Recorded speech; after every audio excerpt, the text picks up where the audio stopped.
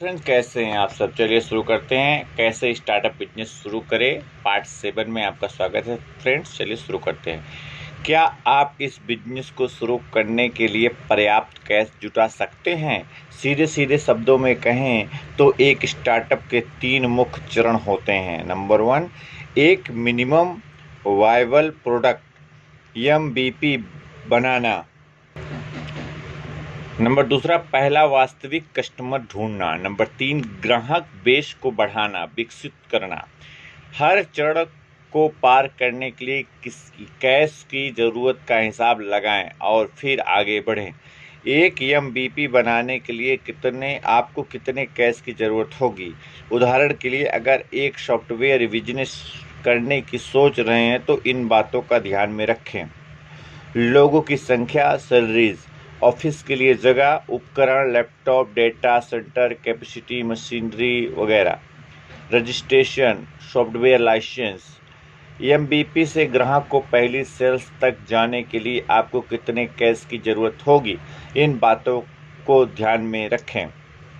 Sales करने वाले वक्त की लागत, मिनिमम गारंटीज, स्टॉक की लागत, कस्टमर सपोर्ट की लागत, सामान लाने में, ले जाने और डिलीवरी की लागत जो शायद आपको पहले खर्च करने होगी और उसके लिए पेमेंट आपको बाद में मिलेगी। पेमेंट शेड्यूल, अपने कस्टमर बेस को फैलाने के लिए आपको कितने कैश की ज़रूरत होगी, इसे ध्यान में रखें। सेल्स की लागत, मार्केटिंग की लागत, पुरानी सभी लागतें, लेकिन बड़े पैमाने पर। आदर्श रूप से शुरू करते वक्त आपके पास इन पहले दोनों चरणों पार करने लायक कैश जरूर होना चाहिए। कैश कई स्रोतों से आ सकता है, चाहे वह किसी व्यक्तिगत बचत हो, इसके बारे में हम बाद में बात करेंगे, दोस्तों, या परिवार वालों से लिया गया फंड, या फिर एक बैंक लोन या उधार लिया गया पैसा। जब आप एक बिजनेस आइडिया का आकलन करते हैं तो कैश की इस ज़रूरत का भी अनुमान लगाएं, या आप देखें कि जब आप शुरू करेंगे तो आपके पास इतना कैश होगा या नहीं। अगर आपको लगता है कि आपके बिजनेस को पहले दिन से ही एक बड़े निवेश की ज़रूरत पड़ेगी, लेकिन आप अपने सभी स्रोतों से मिलाकर भी उतनी राशि जमा नहीं कर पाएंगे, तो शायद इस आइडिया को छोड़ देना आपके लिए ज़्यादा बेहतर होगा। नंबर 3, क्या आप ऐसे ग्राहक ढूंढ सकते हैं जो टिकाऊ हों? अब तक अपने आइडिया के आकलन में आपने कैसे काम किया है? हमने आकलन के बारे में बात की कि आप 100 वास्तविक ग्राहकों की पहचान करके प्रॉफिट कमाते हुए उन्हें अपना प्रोडक्ट बेच सकते हैं या नहीं। मान लीजिए आपने इस टेस्ट को पास कर लिया। अब आप अपनी पहुंच को इन पहले 100 ग्राहकों से आगे बढ़ाना चाहेंगे। आप नए ग्राहकों को ढूंढना आसान नहीं होता, या बहुत जटिल और महंगा होता है। अपनी किताब द लीन स्टार्टअप में एरिक रिस ने इसे बहुत बेहतरीन तरीके से समझाया है। वो इसे कंपनी का ग्रोथ इंजन कहते हैं। एक स्टार्टअप 3 तरीके से पैसा कमा सकता है। नंबर 1, बार बार उपयोग द्वारा प्रोडक्ट की वैल्यू इतनी ज़बरदस्त होती है कि ग्राहक को खुद से बांध कर रखती है। यहाँ तक कि अगर बाजार में कोई नया प्रतियोगी भी आ जाता है तो उसी चीज़ को कम दाम पर पेश करता है तो भी ग्राहक आपको छोड़कर नहीं जाता। निश्चित रूप से ऐसे प्रोडक्ट या सेवाओं को मॉडल बार बार उपयोग किया जाने वाला होना चाहिए। नंबर 2, वायरल उपयोग।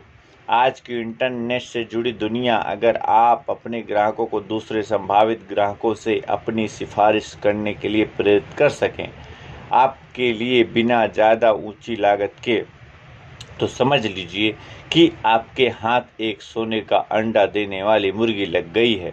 फेसबुक ऐसे एक प्रोडक्ट का बढ़िया उदाहरण है जो वायरल होने के द्वारा आगे बढ़ा।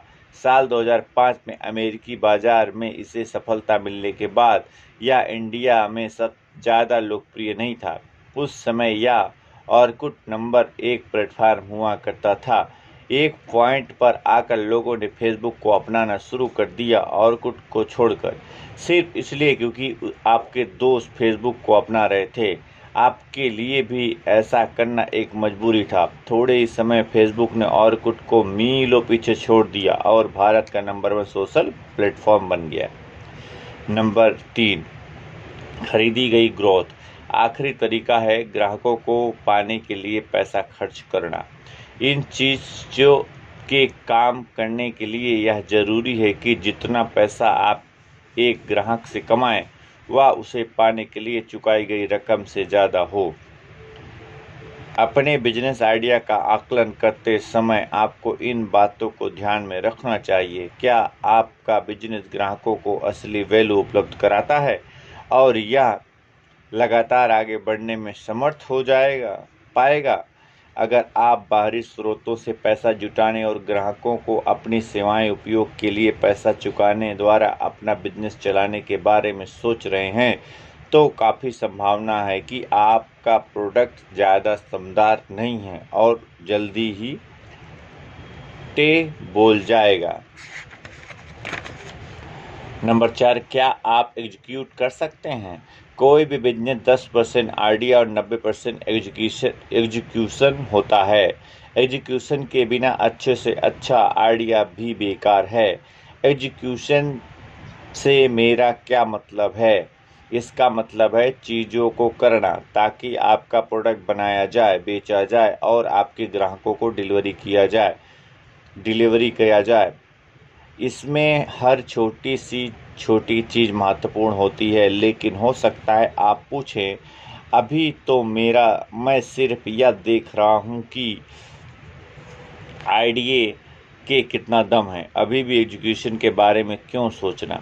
आपको हर चीज़ की डिटेल में जाने की ज़रूरत नहीं है, लेकिन प्रक्रिया को पहले ही थोड़ा समझ लेना बहुत ज़रूरी होता है। क्यों?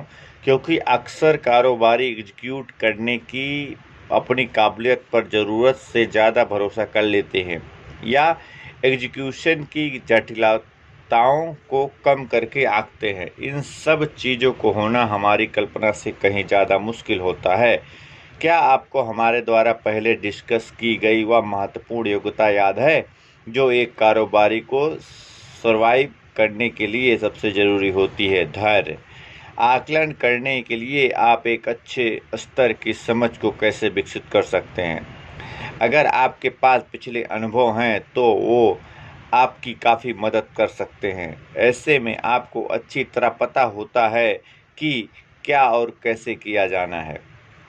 अगर आपने पहले इससे संबंधित फील्ड में कभी काम नहीं किया है तो उन लोगों से बात करें जिन्होंने यह किया है। इंडस्ट्रीज के एक्सपर्ट लोगों से बात करें और उनके आइडिया पर उनके फीडबैक लें। उनसे एग्जीक्यूशन के बारे में पूछें, प्रोडक्ट को लॉन्च कैसे किया जा सकता है, इसे बेचा कैसे जाए, कौन सी साझेदारी की ज़रूरत होगी, एक जनरल सेल्स साइकिल क्या होता है, इंडस्ट्रीज के ढांचागत समस्या क्या है। जब आपके पास एग्जीक्यूशन के लिए एक रफ स्केच तैयार हो जाए तो अपने आप से 3 प्रश्न पूछें। क्या आपके पास यह सब करने के लिए पर्याप्त योग्यताएं, कमिटमेंट और नेटवर्क मौजूद है? क्या आपके पास एग्जीक्यूट करने की योग्यता है? कोई भी बिजनेस 2 के नियम का पालन करता है। 2 तरह की योग्यताएं जो उसके अस्तित्व के लिए सबसे महत्वपूर्ण हैं। उदाहरण, नंबर 1 प्रोडक्ट का विकास और सेल। नंबर 2 उस विषय में अनुभव और सेल। नंबर 3 विषय में विशेषज्ञता और ऑपरेशन। गूगल को चलाने के लिए जरूरी प्रमुख स्किल्स सॉफ्टवेयर प्रोडक्ट डेवलपमेंट तथा हार्डवेयर इंफ्रास्ट्रक्चर डेवलपमेंट हो सकती है। फ्लिपकार्ट को चलाने के लिए जरूरी स्किल्स सॉफ्टवेयर प्रोडक्ट और बैंक एड ऑपरेशन हो सकती हैं। कंपनी के विकास के साथ साथ ये स्किल्स बदलती जाती हैं। कंपनी की नई ज़रूरतों के हिसाब से भी रूप बदलती रहती है। आदर्श रूप से कंपनी को शुरू करने के लिए ज़रूरी काबिलियतों में से आपके पास कम से कम 2 जरूर होनी चाहिए। बाकी स्किल्स आप 2 तरह से जोड़ सकते हैं, या तो एक ऐसा को फाउंडर चुनकर या फिर ऐसे लोगों को काम पर रखकर, जैसा कि हम अगले अध्याय में चर्चा करेंगे। अपने को फाउंडर को चुनते समय यह सबसे महत्वपूर्ण पॉइंट है जिसे आपको ध्यान में रखना चाहिए। अगर आपको लगता है कि आप में दोनों में से कोई स्किल्स नहीं है तो क्या किया जाए?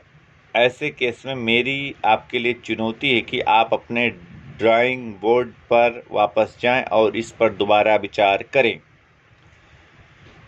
क्या आपके पास एग्जीक्यूट करने के लिए पर्याप्त कमिटमेंट है?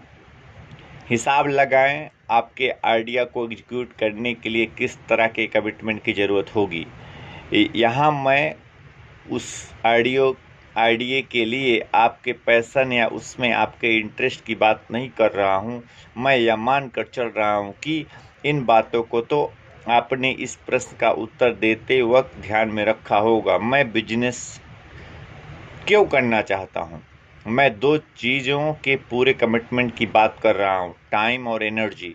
हिसाब लगाएं कि अपने आइडिया को एग्जीक्यूट करने और उससे एक बिजनेस खड़ा करने में आपको कितना समय लगेगा। कुछ बिजनेस नेचर से ही ऐसा होते हैं जिन्हें बनाने में ज़्यादा टाइम लगता है। उदाहरण के लिए एग्जीक्यूशन के संबंधित स्टार्टअप को इस चुनौती का सामना करना पड़ता है। दूसरे बिजनेसों में नेटवर्क के प्रभाव ज़्यादा मजबूत होते हैं जो तेज विकास की संभावनाओं को बढ़ाते हैं।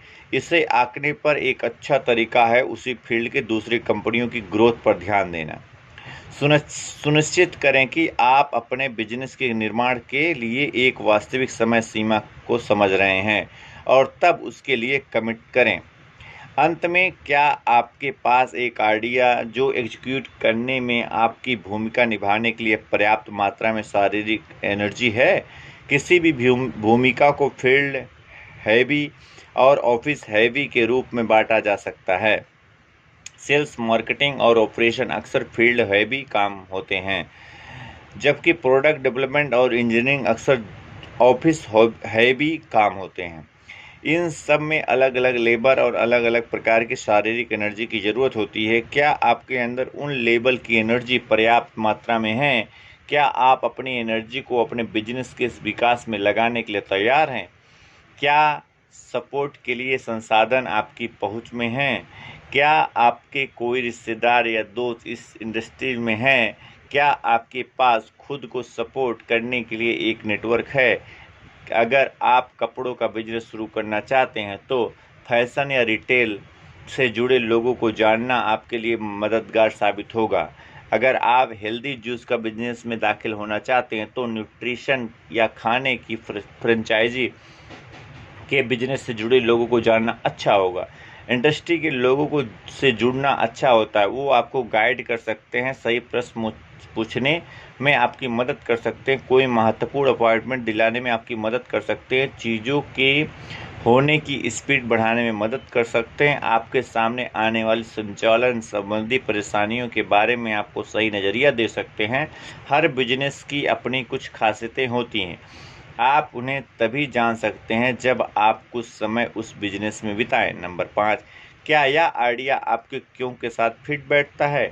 हमने इस किताब में पहले पढ़ा था कि आप क्यों शुरू करना चाहते हैं। हमने इस बात पर भी चर्चा की उभरते हुए कारोबारियों का स्टार्टअप शुरू करने के उनके अपने कारण के बारे में पूरी तरह क्लियर होना क्यों महत्वपूर्ण है। हमने स्टार्टअप शुरू करने के आर्थिक, प्रोफेशनल और व्यक्तिगत कारणों पर भी चर्चा की। जब आप किसी आइडिया पर काम करते हैं तो आपको पूछना चाहिए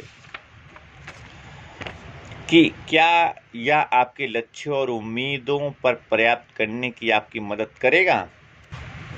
हालांकि आज इसके नतीजों का ठीक ठाक पता नहीं लगाया जा सकता, लेकिन आपको ऐसी आइडिया के साथ शुरुआत करने में सावधान रहने की ज़रूरत है जो आपके लक्ष्यों के आसपास भी ना भटकता हो। अगर आपका फाइनेंशियल लक्ष्य $1 अरब की एक कंपनी बनाना है तो एक सोशल एनजीओ आपके लिए सही चॉइस नहीं होगा। यदि आपका लक्ष्य एक महत्वपूर्ण समस्या को सुलझाने के लिए एक नया तकनीकी प्रोडक्ट बनाना है तो एसएपी के लिए सॉफ्टवेयर सर्विस बिजनेस आपके लिए सही नहीं होगा। अगर आपका व्यक्तिगत लक्ष्य एक अच्छे लाइफस्टाइल के साथ रहना और कैश को लगातार फ्लो बनाए रखना तो आकलन पर आधारित एक सोशल नेटवर्किंग कंपनी बनाने के बारे में सोचना ही बेकार है। अपने आइडिया को आकलन करने का एक आसान तरीका है, या समझिए कि एक कैश बिजनेस या इक्विटी बिजनेस। अगर आपके आइडिया को सुनने के बाद लोग आपसे पूछते हैं आप पैसा कैसे कमाएंगे, तो इस बात की बहुत संभावना है कि यह एक इक्विटी आधारित बिजनेस है। इक्विटी आधारित बिजनेस लॉन्ग टर्म संपत्तियां बनाने पर केंद्रित होता है, जिन्हें आप भविष्य में कभी कैश पैदा करने के लिए इस्तेमाल कर सकते हैं। ये संपत्तियां ग्राहकों का एक बड़ा बेस हो सकती हैं, या फिर कोई किलर प्रोडक्ट या विशालकाय वितरण प्रणाली हो सकती हैं। बिजनेस का मॉडल इस समय तक फाइनल नहीं होता और अभी उसमें ना जाने कितने बदलाव किए जाने होते। इसीलिए एक लंबे समय तक आप पैसा कमाने के बजाय पैसा फूंकते ही रहेंगे। वीसी और दूसरे इक्विटी निवेशकों को आपके बिजनेस में रुचि इसलिए होगी क्योंकि इससे वो 100 गुना रिटर्न पा सकते हैं। अधिकतर नेक्स्ट जेन तकनीकी कंपनियां इक्विटी आधारित बिजनेस होती हैं। दूसरी ओर कैश व्यवसायों का एक जांचा परखा बिजनेस मॉडल होता है। आपका फोकस यह सुनिश्चित करने पर होता है कि जितनी जल्दी संभव हो सके आपके पास एक पॉजिटिव कैश फ्लो बन जाए। जितना कैश जाए उससे ज़्यादा आए। इनमें आपको अपने खुद के या किसी भी निवेशक के लिए 100 गुना रिटर्न नहीं मिलता। इसीलिए कैश बिजनेस वीसी के लिए हमेशा कम आकर्षक होते हैं। कैश बिजनेस के कुछ अच्छे उदाहरण हैं पारंपरिक रिटेल व्यवसाय, रेस्टोरेंट, कंसल्टिंग और लॉ फर्म। हम अपने चारों ओर हजारों कैश व्यवसायों को देख सकते हैं। आपको अपने फाइनेंशियल, प्रोफेशनल और व्यक्तिगत कारणों को उस बिजनेस से मैच करना चाहते हैं जिसे करने के बारे में आप सोच रहे हैं। देखें कि आपके पास सही फिट है या नहीं। याद देखने का एक तरीका यह है। कारण फाइनेंशियल इक्विटी, लॉन्ग टर्म बड़ा इक्विटी रिवॉर्ड, अनिश्चित शॉर्ट टर्म कैश। कैश एक नियमित कैश फ्लो बनाने की शॉर्ट टर्म सफलता।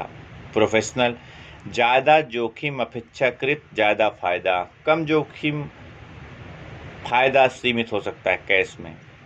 व्यक्तिगत, प्रसिद्धि पाने की ज़्यादा संभावना आपके लाइफस्टाइल के लिए खराब चॉइस है इक्विटी में। कैश में लंबे समय तक चल सकने वाला लाइफस्टाइल ज़्यादा प्रसिद्ध या बड़ी संपत्ति बनाने में शायद सफल ना हो।